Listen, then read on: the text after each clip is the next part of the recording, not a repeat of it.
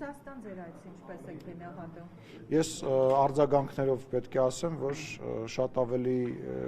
շատ լավ արձագանքներ եմ ստացել եւ կարծում եմ այնտեղ հենց դրանք խոսում են։ Այնտեղից լավ արձագանքներ որտեղ։ Դե գիտեք ինչ, ասենք, չէ, Ռուսաստանից այնտեղ ոչ մի քիչ չեմ շփվել, այդ բան իմաստով էլի, արձագանքների իմաստով շփվել եմ այն պաշտոնատար անձանց հետ, որ դուք տեղյակ եք, որ շփվել եմ, չէ, Հայաստանի մեր ժողովրդից, մեր մարդկանցից, մեր Սփյուռքում բնակվող հայրենակիցներից, հեռախոսից, տարբեր տեղերից շատ հաղորդագրություններ եմ ստացել, շնորհակալություն եմ հայտնում, ձեր բոլոր հաղորդագրությունները կարդացել եմ, ես ձեզ նույնպես սիրում եմ եւ հպարտանում եմ ձեզանով։ Ակնհայտ է, որ նույնիսկ հրապարակային մասում Լավրովի եւ ձեր զրույցը բավականին լարված էր եւ փոխադարձ այսպես գնահատականներ կոշտնչում էին, ձեր գնահատականը, Լավրովն էր գնահատում Հայաստանի առասպելական ինչ-որ սպառնալիքների մասին եւ այս առումով դուք փակ քննարկման ժամանակ ստացաք ավելի պարզ կամ դուք փոխանցեցիք ավելի հստակ դիրքորոշումը, թե դուք արդեն պատերազմը հարձակում եք ասում այդ հարձակումների մասին,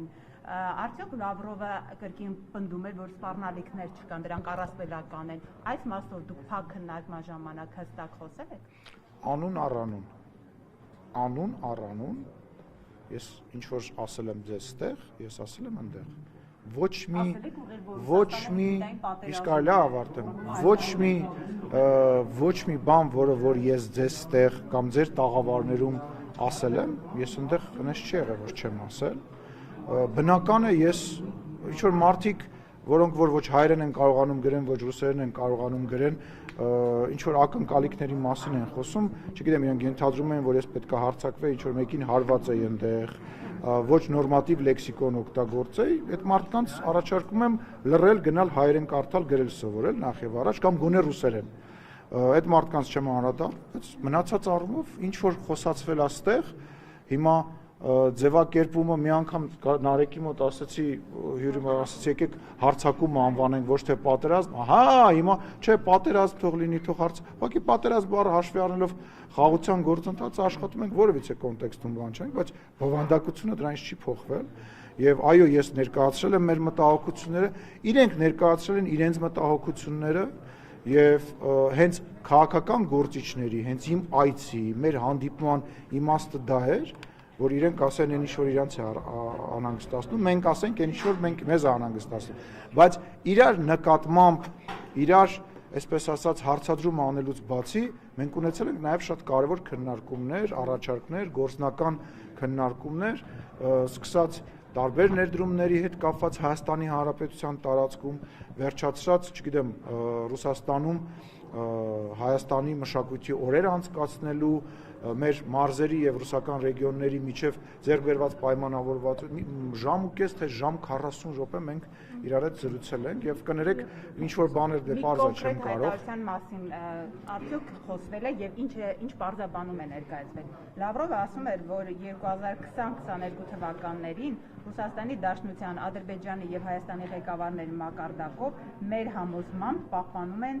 այն պայմանավորվածությունների մասին է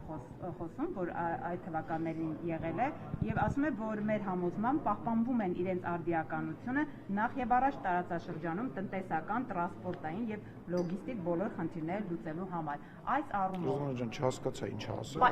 Եռակող համաձայնությունը, ինչ որ մի նախադասություն ակնարկ երակողմի հետ կապված եղավ, ես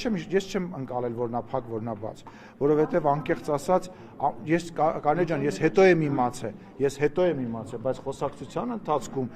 անընդհատ ես չգիտեի, ես նույնիսկ չգիտեի, որ ուղիղ եթեր է։ Պարզվեց ուղիղ եթերը, ես հետո եմ իմացել, որովհետև ես ոչ մի խնդիր չունեմ լրագրողների հետ շփման եւ ուղիղ եթերում խոսելու։ Ես հետագայում եմ իմացել, ինչ որ եթե չեմ սխալվում, կապված այն տրիպի հետ կապված, որ նմանատիպ ինչ որ բան է, բայց գիտեք ոնց են, որ դրան ոչ արձագանքելու, ոչ շեշտադրելու բան չկար։ Նկատի ուներ, որ դե տենց մենք տարբեր բաներ ենք խոսացել, հիմա իրողությունը այլ է, ասում, իրողությունը այլ է, եւ կա այն իրողությունը, որ դուք նույնպես կարող եք ոչ թե տրիպի մասնակցության, որտեղ ես դա չեմ պատկերացնում, չեմ կարծում, որ իրանք կամ որևիցե մի կողմ պատկերացնում է, այլ ենթակառուցվածքներ կառուցելու, վերակառուցելու եւ շահագործելու մեջ ներգրաված լինեն եւ ես կարծում եմ, որ դա շատ լավ առաջարկ է, որին իրենք պետք է ու պարտավոր են արձագանքել եւ կարծում եմ կարձագանքեն, որովհետեւ համապատասխան այդ խոսակցությունը մեր համապատասխան գերատեսչությունների մեջ ենթադրում եմ, որ արդեն պետք է սկսված լինի։ Բանտի մասով Լավրովը որը հայտարարություն արել է թե ոչ։ Կոռեկտ չի, հիմա ես ամեն ինչ չեմ պատմելու, հիմա ամեն ինչ որ ասվել է բարձր, նույն տրամաբանության մեջ, այն ինչ որ իրանք ասում են, այն ինչ որ մենք ասում ենք, նույն ձևի տարբեր ձևակերպումներով խոսացել ենք։ Հիմա շարունակում է գալուստը եւ ասում է, որ